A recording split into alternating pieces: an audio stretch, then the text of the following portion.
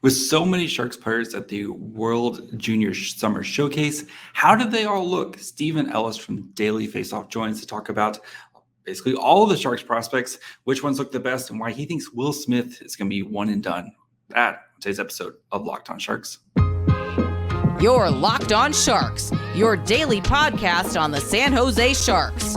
Part of the Locked On Podcast Network, your team every day.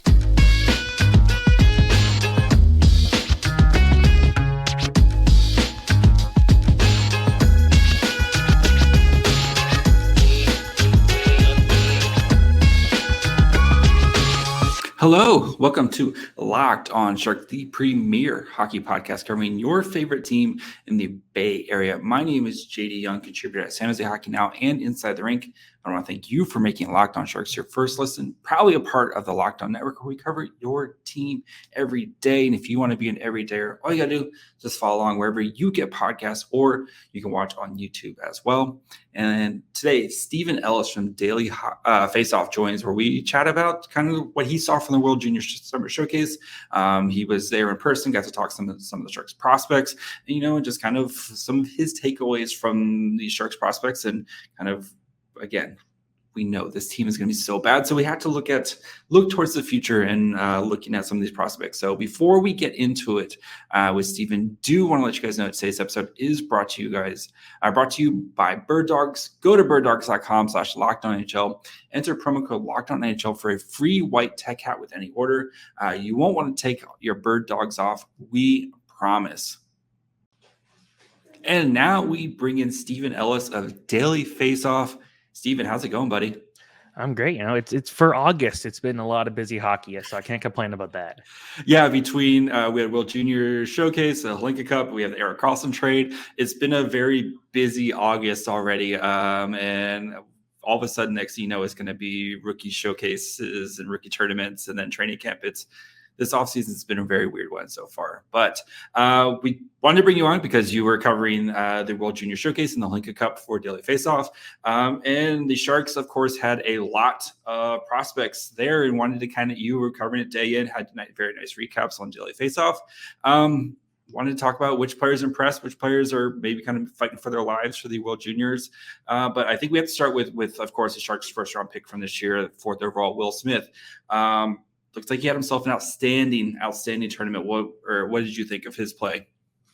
I think with Will Smith, you kind of just always expect pretty solid things out of him. I know a lot of people would say what could he do without, the superstar wingers that he played with? Yep. But I think that's a totally poor way of looking at it, because he was the one that was driving so much of that offense last year on that development team.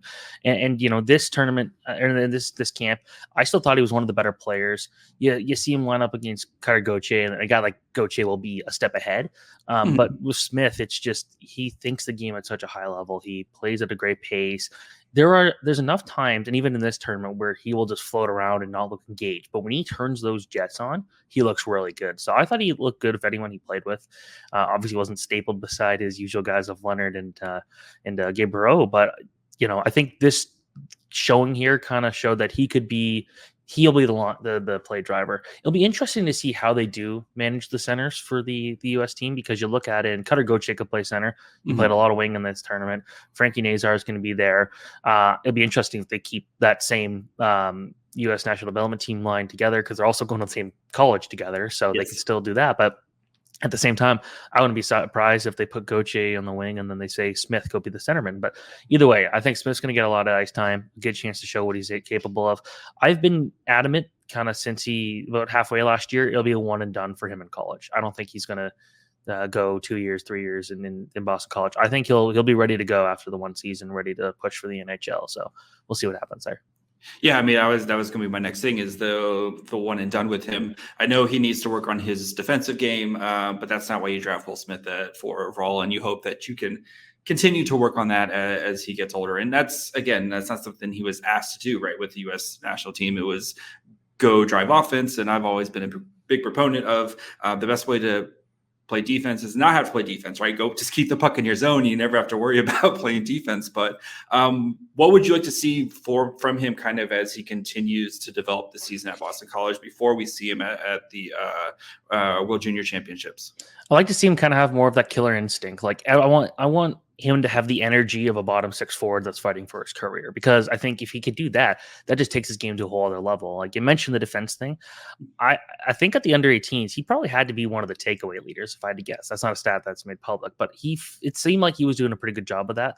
Mm-hmm. But that being said, he wasn't always helping out in his own zone like Ryan Leonard at all times, or Oliver Moore specifically. But I think that he's going to be just someone that it just more of what we saw last year. Again, when you're playing him, he's got number one center potential. You're not paying him to be a defensive forward. You're paying him to put points and get those creative plays out there.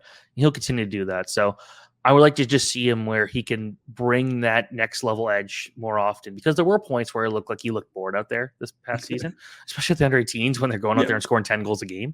But I think this would be a new challenge. So I do like the challenge aspect for him, seeing how he could take his game up another level. For Team USA, one of the big questions is Logan Cooley, right?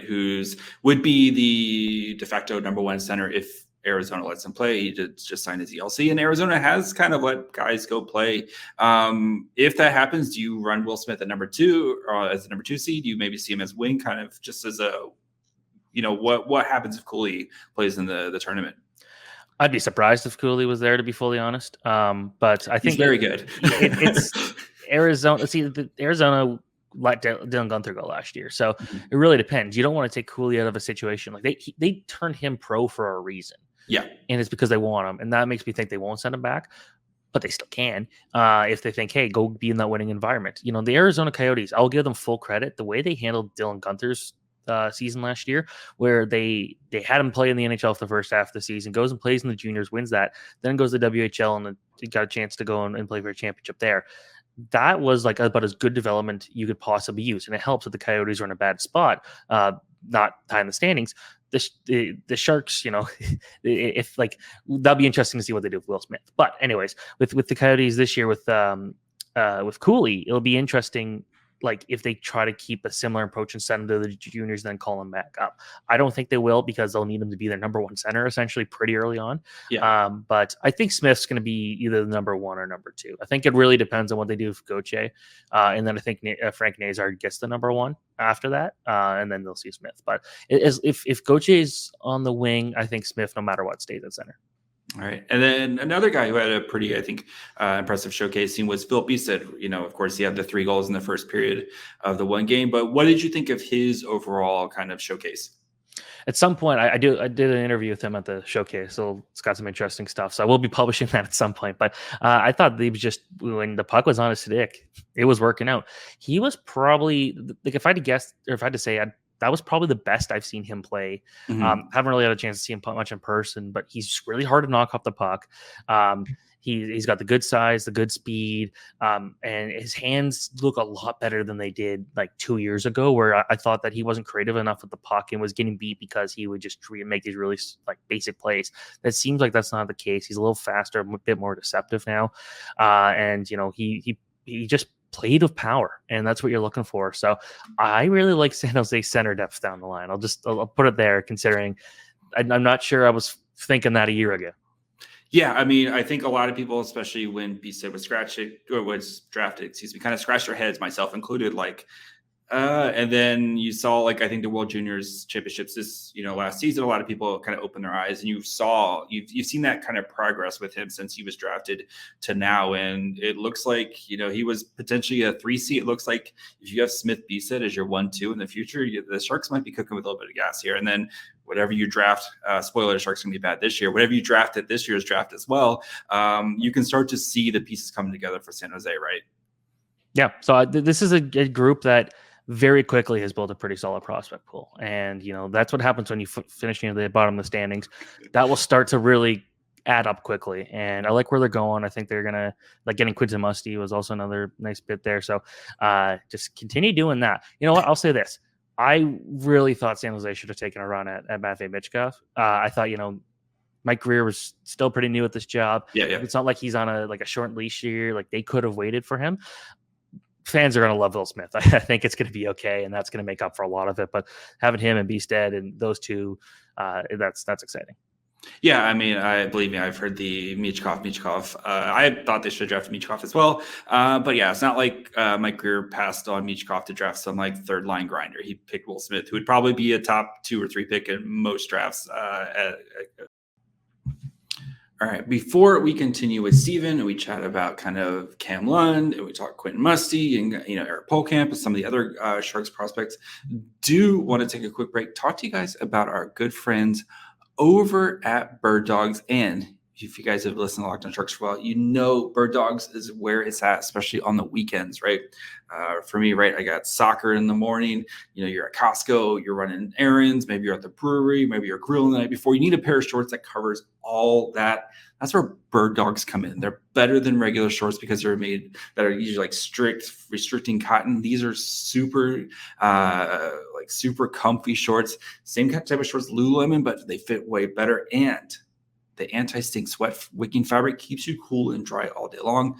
I also like the built-in underwear. I was skeptical. I'm not going to lie. I was skeptical at first, but they are great.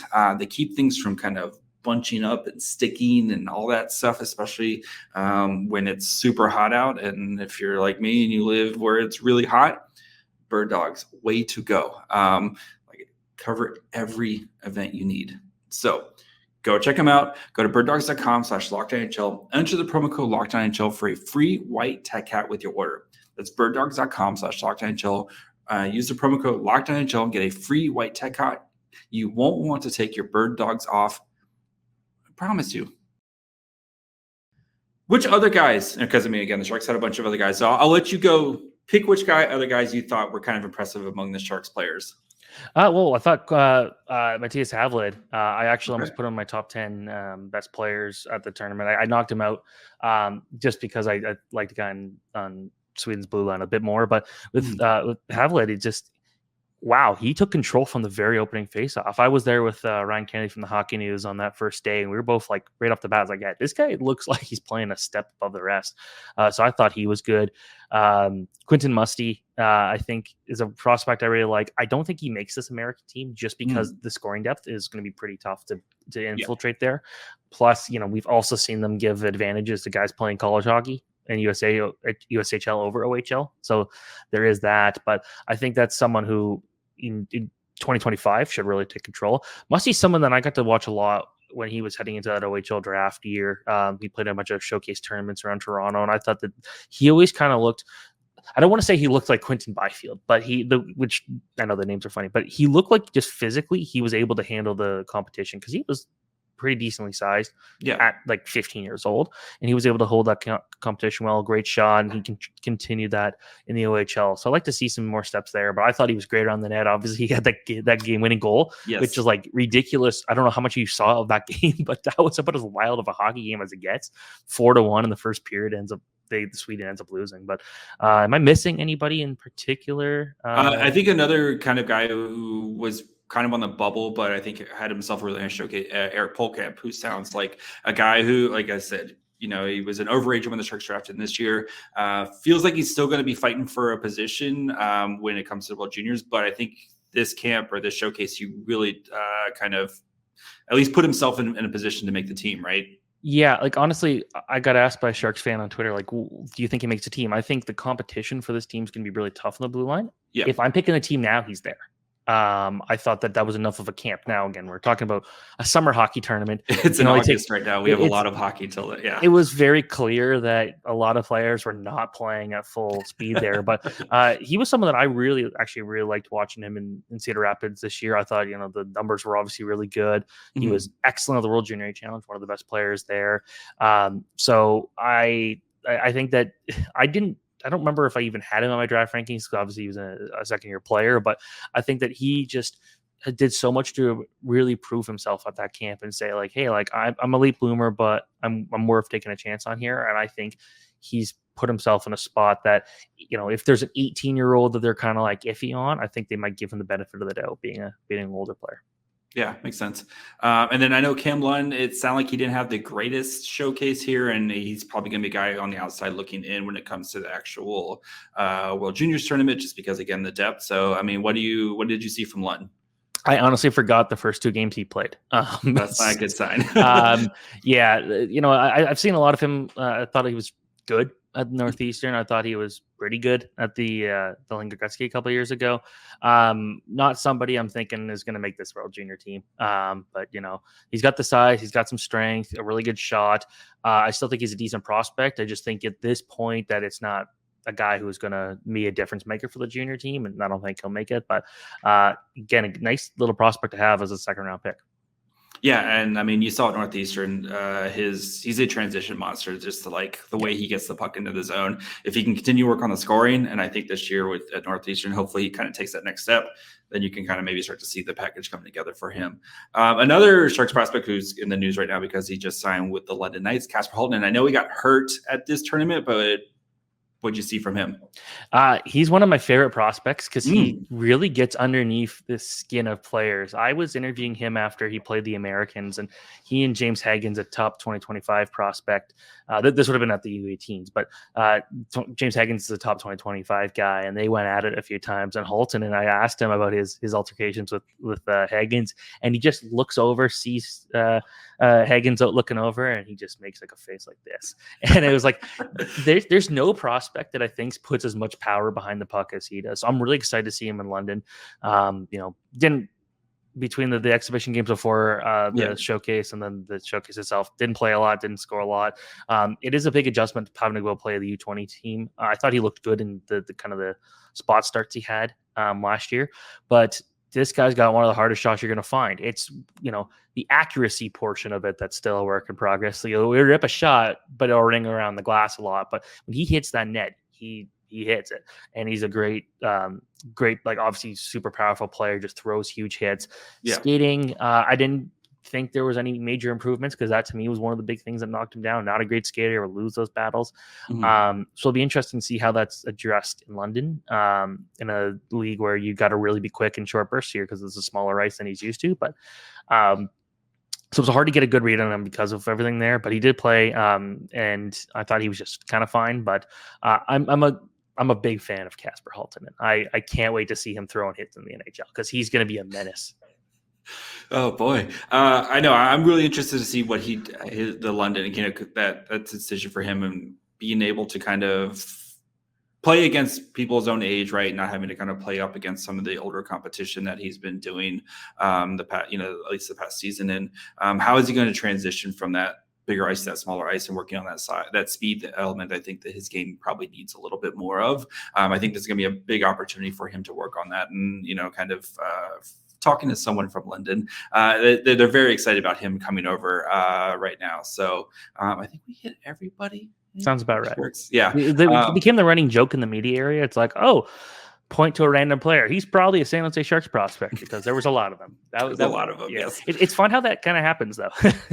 I guess it happens when your team sucks in the NHL. It does, and the Sharks have been very much kind of drafting those college USHL players since Mike Greer has come over, and like you said, especially Team USA, where they kind of lean towards those guys a little bit more when they're making their World Junior squads, or at least there's those type of picks. So. All right, guys, before we continue with Steven, we start talking a little bit about the 24-25 draft. Some of the guys just to keep a name, keep tabs on throughout the season, as the Sharks are going to be bad again this year.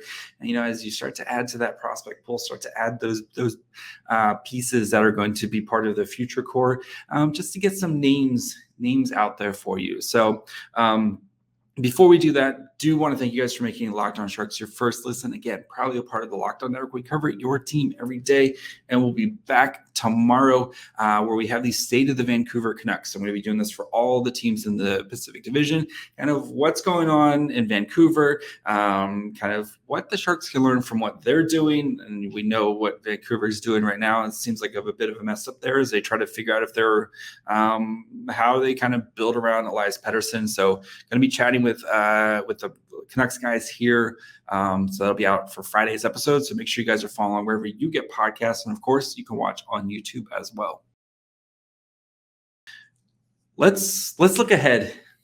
So the Hlinka Cup, and you had some of the 24, 25 draftees, but which of the 2024 draftees should Sharks fans just kind of start to keep an eye on, because Sharks are going to be really bad this year. A couple of ones, really, I guess it depends on where the Sharks are going to finish. The two big prospects weren't at this tournament, Macklin Celebrini from Canada and Cole Eiserman from USA. Just like Eiserman is a pure goal scorer, and my projection is he'll beat Cole Caulfield's single season record of goal scorers. He had 69 goals this past year. I think he's going to get. Yeah, I think he'll be the first player in that team's history to get 80 in a season. I'm fully confident. And we're not going to count the World Juniors, but he did the World Junior Summer Showcase, but he had a couple goals there too. So he's already started off really strong. Ivan Demidov is a guy that is getting really rave reviews over in Russia. Like some are saying better than Michkov. That'll be interesting to see how that happens.